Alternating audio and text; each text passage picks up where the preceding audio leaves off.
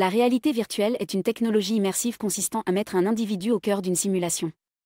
Le but est de le faire interagir dans un environnement virtuel qui semble aussi réaliste que le monde qui nous entoure.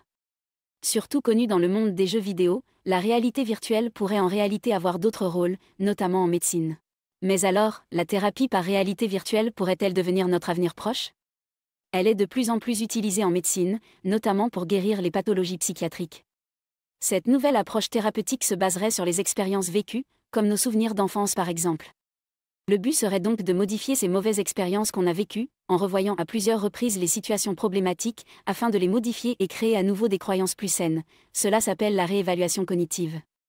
Pour faire cette réévaluation cognitive, on va créer une illusion, un environnement virtuel qui permettra de corriger cette mauvaise expérience en donnant une nouvelle interprétation du message sensoriel initial qui était erroné. Les scientifiques ont étudié cette technique pour le traitement des troubles anxieux lors de phobies spécifiques sur 127 patients. Ils ont vu qu'utiliser la réalité virtuelle était aussi efficace que de traiter les patients avec leurs phobies face à eux. En effet, en regroupant les résultats de différentes analyses, ils ont pu prouver que les progrès et les effets bénéfiques obtenus dans le monde virtuel le sont aussi dans le monde réel. Les chercheurs se sont également aperçus que sur le long terme les effets de ce traitement à court terme persistent au fil des années.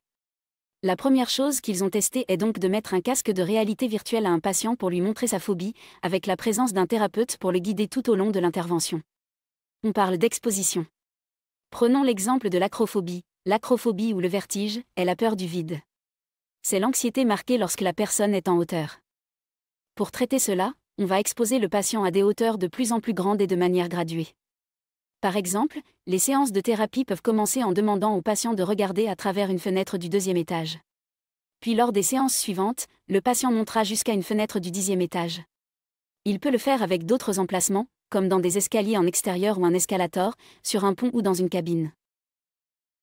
Le grand avantage de la réalité virtuelle est que les individus savent qu'un environnement informatique n'est pas réel, mais que leur esprit et leur corps se comportent comme s'il était réel. Ainsi, les gens seront beaucoup plus facilement confrontés à des situations difficiles en réalité virtuelle que dans la vie réelle et pourront essayer de nouvelles stratégies thérapeutiques.